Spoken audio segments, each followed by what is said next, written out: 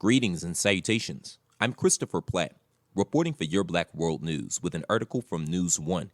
Don't forget to subscribe to this channel and visit theblackbusinessschool.com to learn about financial literacy and how you can grow your business today.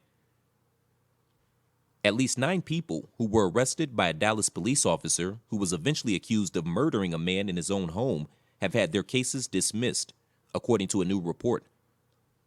The development could be damning for Amber Guyger, the now former cop who was indicted for breaking into the home of Botham Jean before shooting him to death. All of the dismissed cases originated before Guyger killed Jean, 26 years old, who was simply home watching TV when the off-duty officer illegally entered and killed him under the implausible excuse that she thought he was burglarizing her own apartment.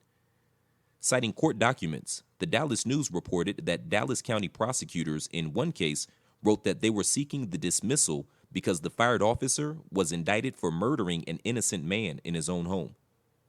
If prosecutors were going so far as to dismiss cases that Guyger brought in, that could indicate how strongly they feel their case against the former cop is. The implication was that prosecutors were so confident they can secure Guyger's conviction that they were already getting ahead of any potential wrongful arrest lawsuits that could be initiated once the former cop is found guilty. Guyger's defense attorneys, on the other hand, may not be nearly as confident as their counterparts if their latest move was any indication. Her murder trial was initially slated to begin in August before it was pushed back until late September, more than a year after Guyger killed Jean. There were also reports that Guyger, who's been out on bail since her indictment in December, may have violated the terms of her conditional release by living her best life and vacationing on a Caribbean cruise, which was subpoenaed for its records last month.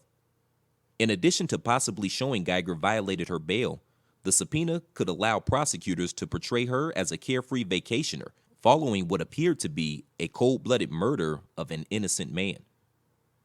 There's also the testimony from an eyewitness who recorded video just moments after the shooting, showing Guyger talking on her phone and the paramedics removing Jean's body. Guyger's lawyers were scrambling to keep her from the witness stand. Guyger herself has also taken painstaking measures to show her purported innocence, including getting a complete makeover in an apparent play for sympathy from the judge during a court appearance in January. Still, the apparent evidence is seemingly overwhelmingly not in Guyger's favor.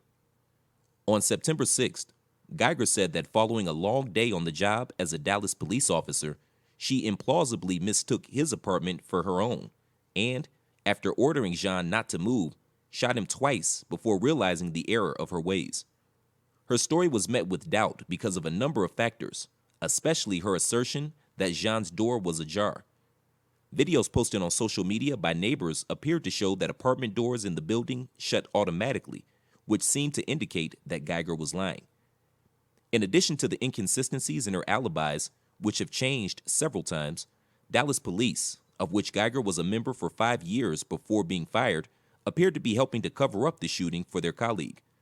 The department was accused of allowing Guyger enough time to scrub her social media accounts and get her story straight before turning herself in 3 days after killing Jean. It also gave Guyger enough time to move out of her apartment, which was never searched by police, despite 5 warrants allowing them to do so. Murder charges against a police officer are notoriously hard to prosecute. There are roughly 1,000 police shootings every year in the United States, but officers seldom face justice. According to CNN, only 80 cops were arrested on murder or manslaughter charges for on-duty shootings between 2005 and April of 2017. However, only 35% of those arrests led to convictions in that 12-year period. Thanks for tuning in. Don't forget to share this video. Let us know what you think.